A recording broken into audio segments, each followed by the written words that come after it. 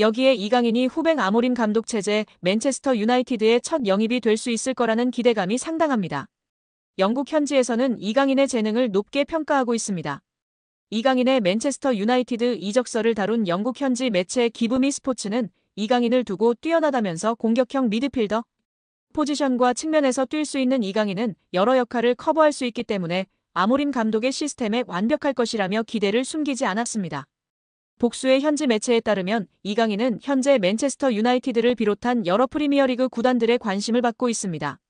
이탈리아 매체 투토 메르카토는 이강인은 겨울 이적 시장에서 뜨거운 관심을 받을 가능성이 있는 선수 중 하나라며 맨체스터 유나이티드와 뉴캐슬 유나이티드가 이강인을 관찰하기 위해 파리 생제르맹의 경기에 스카우터를 파견했다고 밝혔습니다. 또한 스페인 유력지 렐레보 소속이자 이강인의 이적 사가가 한창이던 지난 2023년 공신력 높은 소식으로 이강인과 관련된 보도를 속속히 냈던 마테오 모레토 기자도 이강인이 다수의 프리미어리그 구단들로부터 관심을 받고 있다고 인정했습니다.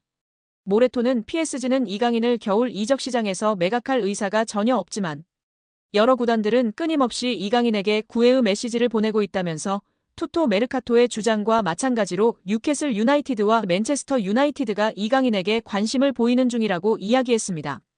미켈 아르테타 감독을 선임한 이후 젊은 선수들을 중심으로 팀을 구축해 이 시즌 연속 맨체스터 시티에 이어 프리미어리그 준우승을 차지하는 등 최근 몇 시즌 동안 프리미어리그에서 인상적인 흐름을 보여주고 있는 아스널 역시 이강인 영입 전에 가세했습니다. 글로벌 스포츠 매체 디 애슬레틱의 맥 니콜라스는 아스널의 1월 겨울 이적 시장 플랜에 대한 내용을 다루면서 아스널이 이강인을 주시하고 있다고 설명했습니다. 다만 니콜라스는 이강인이 새로운 도전에 대해 열려있다면서도 PSG는 경기장 안팎에서 이강인을 높게 평가하고 있기 때문에 그를 매각하는 걸 고려하지 않는 중이라는 설명을 덧붙였습니다. 표면적으로만 보면 이번 시즌 리그 테이블 2위 자리에서 리버풀의 뒤를 맹추격하고 있는 아스널로 이적하는 그림이 더 나아 보이지만 현지에서는 강등권과의 승점 차가 단 7점에 불과한 13위 맨체스터 유나이티드로 이적하는 것이 이강인에게 어울릴 거라고 생각하는 듯합니다. 영국 매체 기브미 스포츠는 맨체스터 유나이티드는 1월 이적 시장 기간 동안 PSG의 공격수 이강인을 영입하고 싶어하는 프리미어리그의 두 구단 중 하나라며 알레한드로 가르나초와 마커스 레시퍼드의 인기가 크게 떨어지면서 후배 아모림 감독은 새로운 공격 옵션을 찾고 있으며 이강인이 완벽한 선택이 될 수 있다면서 이강인이 맨체스터 유나이티드에 어울리는 영입이 될 수 있을 거라는 의견을 냈습니다. 매체는 맨체스터 유나이티드가 이강인을 원하는 이유를 설명하면서 공격수 이강인은 진정한 재능이라며 뛰어난 이강인은 PSG에 합류한 이후 다양한 포지션에서 다재다능함을 보여줬다. 그는 공격형 미드필더로 뛸 수 있는 것은 물론 측면에서도 뛸 수 있어 여러 역할을 커버할 수 있기 때문에 아모림 감독의 시스템에 완벽할 것이라고 했습니다. 또 맨체스터 유나이티드의 공격이 다소 힘이 빠지고 가르나초와 레시퍼드가 떠날 가능성이 있는 상황이기 때문에 올드 트래퍼드에는 새로운 공격수가 필요하다며 이강인은 PSG에서 선발 자리를 굳히지 못했기 때문에 맨체스터 유나이티드로의 이적에 관심이 있을 수 있으며 그는 후배 아모림 감독이 맨체스터 유나이티드에 부임한 이후 처음으로 영입하는 선수가 될 수 있다고 기대했습니다. 기브미 스포츠는 현재 맨체스터 유나이티드의 공격진 중 위협적인 선수가 아마드 디알로와 브루노 페르난데스 외에는 없다는 점을 짚으면서 이강인의 영입은 파이널 서도 지역에서 필요한 것이 될 수 있다며 이강인이 맨체스터 유나이티드의 전방에 힘을 더해줄 수 있다고 했습니다. 언론은 끝으로 재정적 여유가 된다는 가정하에 맨체스터 유나이티드는 이강인을 영입하기 위해 유럽 전역에 있는 이강인을 원하는 구단들과 치열한 경쟁을 벌여야 하며 앞으로 몇 주간 이강인 영입전이 치열해질 것으로 보인다면서 이강인을 영입하는 과정이 쉽지 않을 거라고 전망했습니다. 아직 겨울 이적 시장이 초반을 지나가고 있는 가운데 현지에서는 PSG가 이강인을 매각하지 않을 거라는 전망이 우세합니다. 프랑스 유력지 레퀴프 소속 로익 탄지는 이강인이 PSG 내부적으로 높은 평가를 받고 있다며 구단이 시즌이 한창인 겨울 이적 시장에서 팀의 주요 선수를 내보낼 가능성이 낮다고 이야기했습니다. 특히 PSG는 이번 시즌 프랑스 리그왕 우승은 물론 유럽 축구연맹 챔피언스리그 대권에도 도전하고 있어 핵심 전력으로 꼽히는 이강인을 매각할 가능성이 낮다는 이야기인데요. 그러나 스페인 매체 피차에스는 이강인의 프리미어리그 이적설은 전하면서 PSG는 4천만 유로 약 601억 원의 이적료라면 이강인에 대한 제안을 받아들일 수 있다고 주장했습니다. 피차에스는 지난 9월에도 PSG가 6천만 유로 약 902억 원에서 7천만 유로 약 1,052억의 제안이라면 이강인을 매각하는 걸 고려할 수 있다고 주장했던 매체입니다. 메시와 이강인도 인연이 있는데요. 메시가 떠난 자리의 공백을 이강인으로 메우려는 모습입니다. 프랑스 현지 유튜버도 이강인의 드리블이 메시의 드리블을 연상시킨다며 극찬하기도 했고요. 최근 로리앙과의 리그앙 첫 경기에서의 이강인의 활약에 리그앙 공식 사무국의 발표도 화제가 되었습니다. 이강인은 아르헨티나의 위대한 선수가 차지했던 자리를 훌륭하게 소화해냈다. 이강인은 데뷔 공격 포인트를 올리지는 못했지만 PSG의 공격을 지휘했다. 측면에서 중앙까지 폭넓게 움직이며 창의적 공격을 주도했다. 이는 지난 시즌까지 이 시대 최고의 축구 선수 리오넬 메시가 PSG에서 하던 역할이다. 리그 1 사무국은 이강인이 메시의 후계자 역할을 성공적으로 수행했다고 평가했습니다. 리그 1은 매 경기 홈페이지를 통해 공개하는 매치 리포트에서 이강인을 경기 최우수 선수 격인 더 플레이어를 선정했습니다.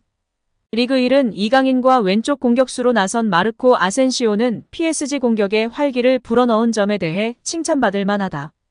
다른 날이었다면 승리했을지도 모른다고 평가했습니다. 이어 메시가 남긴 공백은 여전히 커 보였지만 이강인은 아르헨티나의 위대한 선수가 차지했던 자리를 훌륭하게 소화해냈다며 구단은 경기 결과에 실망할지도 모르겠으나 이강인은 한국인 최초로 PSG 선수가 된 자신의 활약에 만족할 것이라고 칭찬했습니다. 메시는 바르셀로나와 눈물로 이별하며 이적한 곳이 파리 생제르맹이었습니다. 예상치 못한 파격 행보로 엄청난 이슈가 되었는데요.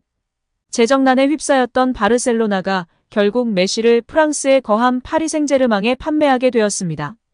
메시는 PSG로 떠난 것은 계획되지도 원하지도 않았던 일이라며 나는 바르셀로나를 떠나고 싶지 않았다라고 고백했습니다. 당시 바르셀로나는 재정난에 시달리며 고액 연봉의 메시를 감당하기 어려워졌고 메시는 연봉 삭감에 동의했지만 끝내 바르셀로나가 재계약 포기를 선언하며 끝내 눈물의 고별 인사를 남기고 PSG로 이적한 것이었습니다. 2022년도 시즌 메시는 소속팀이었던 파리 생제르맹에서도 최고의 활약을 펼쳤습니다. 적지 않은 나이에도 불구하고 공식전 41경기에 출전해 21골과 20도움을 올리면서 PSG의 리그 우승을 이끌었는데요. 이번 여름 이적 시장서 PSG를 떠나 미국 메이저리그 사커로 향했습니다. 현재 그는 6경기서 9골을 넣는 괴력으로 미국 축구의 신이 무엇인지를 제대로 보여주고 있는데요. 지난 18일 미국 ESPN과 인터뷰에서 파리 생제르맹을 저격하는 인터뷰를 하며 화제가 되고 있습니다. 그는 행복하기 위해서 인터 마이애미에 왔다. 지난 2년 동안 파리에서의 삶은 혼란스러웠다라고 전 소속팀을 저격했습니다. 이어 그는 내가 이적을 택한 이유는 단 하나다. 행복하기 위해서다라면서 파리에서 복잡한 2년을 보낸 후 다시 내 커리어를 즐길 수 있게 됐다고 말했습니다. 실제로 메시는 PSG에서 수준 이하의 대우를 받았다. 월드컵 우승 직후 팬들의 협박에 시달리거나 가족이 야유와 욕설을 듣는 상황에 놓이기도 했습니다. 심지어 일부 팬들은 파리의 메시의 가족이 사는 주택을 향해 시위를 벌이기도 했다. 여러모로 메시의 입장에서는 악몽과도 같았던 경험들이었습니다. 메시는 이제 우리 가족과 나는 우리를 행복하게 만들고 대우해주는 곳에 살고 있다. 단순히 축구를 넘어서 일상생활에서도 우리를 존중하는 곳이다고 강조했습니다. 파리 생제르맹 서포터즈는 과격한 것으로 매우 유명합니다. 큰 사건을 치르고 잠잠해진 것이 요즘인데요. 그래도 무시 못할 수준입니다. 최근에도 네이마르가 부상 및 부진할 때 네이마르의 집 앞까지 찾아가 항의하고 시위한 것은 유명한 일화 중 하나입니다. 파리 생제르맹의 골수팬이자 방송인이기도 한 파비앙은 이강인 같은 선수는 팀을 위해 헌신하고 많이 뛰고 팬들을 존중하는 선수이기 때문에 무척이나 사랑받을 것이라고 이야기하기도 했는데요. 토트넘에서 챔피언십 퀸즈파크 레인저스로 임대를 떠난 양민혁이 손흥민과 이강인에게 고마움을 표시해 관심을 모았습니다. 영국 TVR 풋볼은 유튜브 채널 슈퍼러브를 인용 양민혁이 QPR로 임대를 가기 전 손흥민에게 받은 조언을 이야기했다고 전했습니다. 양민혁은 슈퍼러브를 통해 흥민이 형과는 당연히 같은 팀에서 같이 생활했다. 훈련이 끝나고 같이 밥 먹고 냉탕도 항상 같이 했다. 타지에서 같은 팀 선배로서 많은 도움을 주셨다면서 임대 가서도 다치지 말고 경험 많이 쌓고 돌아오라고 했다고 밝혔습니다. 양민혁은 지난 2024년 K리그 강원FC에서 고교생 신분임에도 38경기에서 12골 6도움으로 강한 인상을 남겼습니다. K리그1 역사상 최초 고교생 신분으로 프로 선수가 된 양민혁은 시즌 중이던 지난해 7월 토트넘과 계약해 주목을 받았습니다. 아직 어린 선수다. 프리미어리그의 높은 수준에 적응하기 위해서는 시간이 필요하다는 포스테코글루 감독의 말처럼 양민혁의 토트넘 데뷔전은 좀처럼 쉽지 않았는데요. 손흥민도 양민혁에게 부담을 주지 말아달라고 당부한 뒤 양민혁은 K리그 첫 시즌 12골과 도움을 많이 기록했고 밝고 두려움이 없는 선수라고 간주했습니다. 또 그는 양민혁이 팀에 합류하게 돼 기대되며 내가 도울 수 있는 부분은 돕고 싶지만 압박을 주지 않아야 한다면서 축구가 그에게 가장 중요하다고 덧붙이기도 했습니다.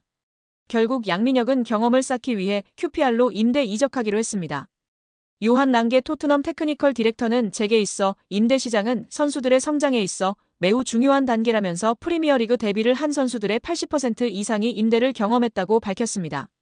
양민혁은 이강인의 이름도 언급했는데요. 한국 축구대표팀에서 이강인과 인연을 맺은 양민혁은 여기 와서 강인이 형이 되게 많은 도움을 주신 것 같다. 고마움을 전하기 위해 이렇게 방송을 통해 이야기한다고 밝혔습니다. 이어 형이 새해에 먼저 연락을 주셨다. 선배가 후배에게 먼저 연락 주기가 쉽지 않다면서 강인 이 형이 왔는데 어려움은 없냐. 자신감 가지고 너 하고 싶은 대로 하면 분명. 내가 좋은 위치에 원하는 위치에 갈 수 있다 등의 조언을 많이 해줬다고 마워했습니다. 양민혁은 국가대표팀에서 잠깐 봤는데도 기억해주고 정말 잘 챙겨줘서 너무 감사하다고 덧붙여 이강인에 대한 감사도 잊지 않았습니다.